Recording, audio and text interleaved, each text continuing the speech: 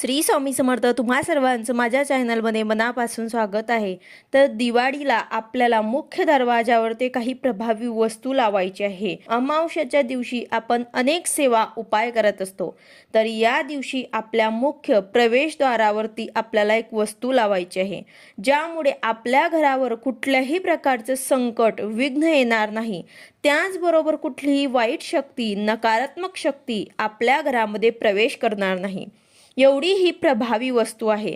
तर ही वस्तू आपल्याला कुठनं आणायची आहे, तसेच हे कशा प्रकारे आपल्याला लावायची आहे, यावर सेवा काय करायची आहे, त्याचबरोबर ही वस्तू खराब झाल्यावर त्याचे काय करायचे आहे, याविषयी संपूर्ण माहिती मी तुम्हाला आजच्या व्हिडिओमध्ये सांगणार आहे. व्हिडिओ पूर्ण बघा, जेणेकरून तुम्हाला संपूर्ण माहिती मिळेल. जर तुम्ही चॅनलवर नवीन असाल तर चॅनलला सबस्क्राईब करायला मात्र विसरू नका आणि व्हिडिओला लाईक करायला मात्र विसरू नका.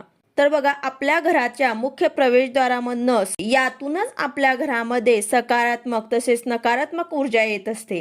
म्हणूनच आपल्याला अमावस्याच्या दिवशी हे वस्तू आपल्या मुख्य प्रवेशद्वारावरती लावायची आहे. या वस्तूमुळे वाईट शक्तींचा, वाईट गोष्टींचा घरावरती, आपल्या कुटुंबावरती कुठल्याही प्रकारचा प्रभाव होऊ नये, यासाठी आपल्याला हा उपाय करायचा आहे. तर बघा, 12 महिन्यामध्ये जेवढ्या अमावस्या असतात त्यामधनं दिवाळीची अमावस्या ही सगळ्यात मोठी आणि प्रभावी मानली जाते. कारण या दिवशी आपण लक्ष्मी पूजन करतो. पण ती अमावस्या तिथी वाईट शक्तींसाठी इतकीच प्रभावी ठरते. म्हणूनच आपल्या घरामध्ये कुठल्याही नकारात्मक गोष्टीचा प्रवेश करू नये, यासाठी आपल्याला घराच्या मुख्य प्रवेशद्वारावर ही वस्तू लावायची आहे. तर अचानक येणारे संकट असतील, विघ्न असतील, कधीच आपल्याला सांगून हे आपल्या घरात येत नसतात. संकट हे वेगवेगळ्या रूपांमध्ये आपल्या घरात येतात. जसे की आर्थिक संकट असेल, आजारपणाच्या रूपामध्ये असेल, तर असे काही संकट असतील, मुलांविषयी प्रश्न असतील, मुलामुलींचे लग्न जमत नसतील, यासारखे संकट असतील. संकटाचे अनेक रूप आहेत. तर ही संकट दूर व्हावी, आपल्या जीवनामध्ये कुठल्याही प्रकारची समस्या राहू नये, आपण सुखी समाधानी आयुष्य जगावं, यासाठी आपल्याला हे उपाय करायचे असतात. आणि काही संकट आपल्या घरात सुद्धा असतात, जसे की वास्तुदोष असेल किंवा पितरांची सेवा आपल्याकडनं घडत नसते, म्हणून आपल्याला पितृदोष सुद्धा असतो. तर त्यामुळे सुद्धा आपल्या जीवनामध्ये अनेक संकटांचा, विघ्नांचा सामना आपल्याला करावा लागतो. तर बघा, आपण आपल्या आयुष्यामध्ये खूप कष्ट करत असतो, मेहनत करत असतो, तरी देखील आपल्या कष्टाला, मेहनतीला यश मिळत नाही किंवा नशिबाची साथ मिळत नाही. आपण सर्वजण कष्ट करतो, मेहनत करतो, मेहनतीमुळे आपल्या घरामध्ये लक्ष्मी, पैसा यावी, पण ती लक्ष्मी जर अस्थिर असेल, म्हणजेच कुठल्या ना कुठल्या रूपामध्ये घराबाहेर पडत असेल, म्हणजेच विनाकारण खर्च किंवा काही ना काही कारणांमुळे लक्ष्मी टिकत नसेल, तर तुमच्या घरामध्ये लक्ष्मी ही अस्थिर आहे आणि यामुळे घरामध्ये आर्थिक संकट येतात, कर्ज घ्यावं लागतं, कर्ज वाढत जातं. तर अशा प्रकारे आपल्या आयुष्यामध्ये आर्थिक संकट, कौटुंबिक संकट हे येतात. तसेच घरामध्ये कोणी ना कोणी आजारी पडतं, त्यामुळे सुद्धा लक्ष्मी जाते आणि ही सर्व संकट, विघ्न जे आहे ते न सांगता आपल्या घरामध्ये प्रवेश करत असतात. त्यामुळे आपल्या घरामध्ये येणाऱ्या या संकटांना कुठे ना कुठेतरी आपल्याला प्रवेशद्वाराच्या बाहेरच थांबवायचं आहे. म्हणून हा जो उपाय आहे तो तुम्हाला दिवाळीच्या दिवशी करायचा आहे, जेणेकरून आपल्याला येणारी जे संकट आहे, विघ्न असतील, तर ते घरामध्ये प्रवेश करू शकणार नाही.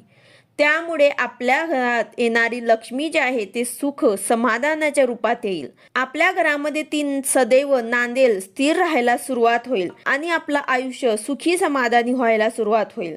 बघा, जी वस्तू आपल्याला प्रवेशद्वारावरती लावायची आहे ती आता दिवाळीच्या सण असल्यामुळे सहज बाजारात मिळून जाईल. जिथे देवांचं साहित्य असते तिथे तुम्हाला मिळून जाईल, जिथे दिवाळीचं साहित्य असते तिथे तुम्हाला ही वस्तू मिळून जाईल, किंवा मग स्वामी समर्थ केंद्रामध्ये सुद्धा तुम्हाला मिळून जाईल. तर ही वस्तू तुम्हाला दिवाळीपूर्वी जरी मिळाली तर तुम्हाला आवर्जून घरी आणून ठेवायची आहे.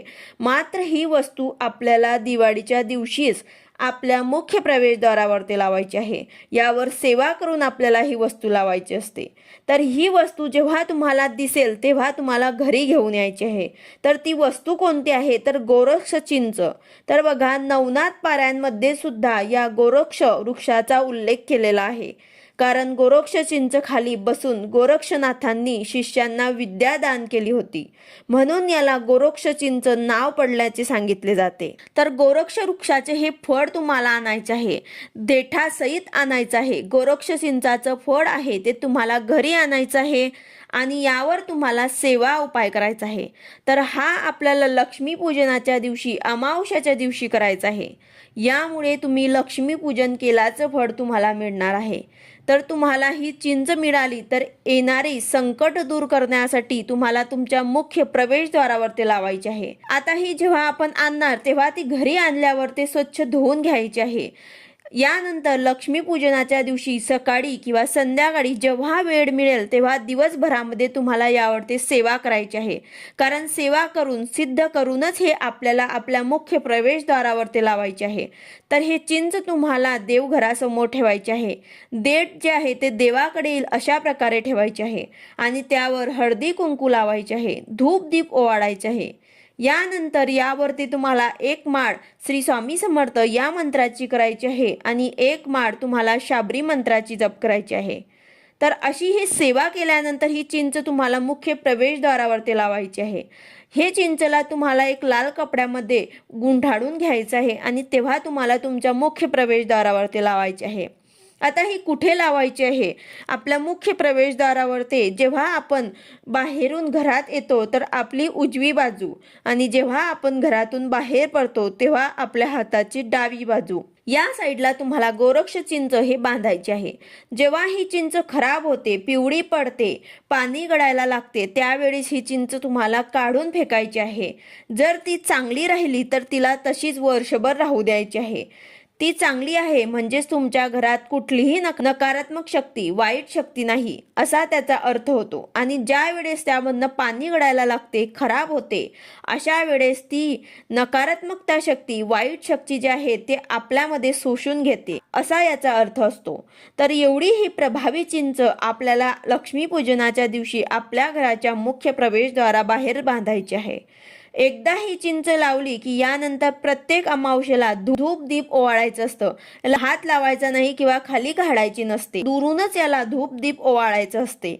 कारण यामध्ये जी नकारात्मक शक्ती असते ती शोषलेली गेली असते. तर याला आपल्याला हात लावायचा नाही आहे, याला स्पर्श करायचा नाही आहे. तर आपल्या घराचं, कुटुंबाचं रक्षण करण्याचं काम हे चिंच करते. कुठलीही बाधा असो, संकट असो, ते आपल्यापासून दूर राहतं. तर यासाठी आवर्जून सर्वांनी आपल्याला मुख्य प्रवेशद्वारावर हे गोरक्ष चिंच बांधायला मात्र विसरू नका. व्हिडिओ आवडला असेल तर लाईक करा, शेअर करा, सबस्क्राईब करा. भेटूया अशाच नवीन व्हिडिओ सोबत. श्री स्वामी समर्थ.